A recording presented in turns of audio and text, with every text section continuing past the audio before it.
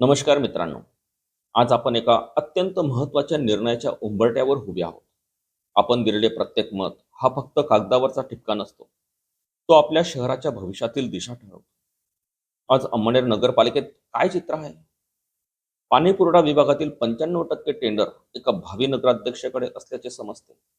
आरोग्य विभागातील 50% पेक्षा जास्त काम त्याच व्यक्तीकडे.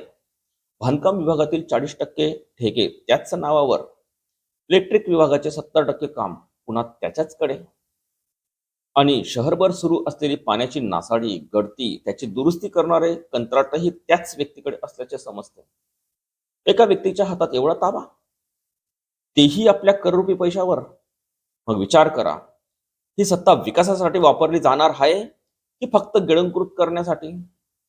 मग तुम्ही कुणाला मतदान करणार?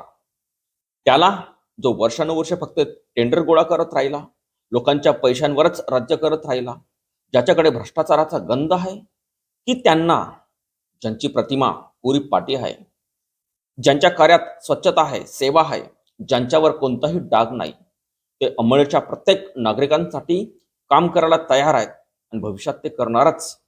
मित्रांनो, काल लक्ष्मी दर्शन झालं असेल, पण आज सरस्वती मातेचे स्मरण करून सतसत विवेक बुद्धीने आणि शहराच्या उज्ज्वल भविष्यासाठी शहाणपणाने मतदान करा.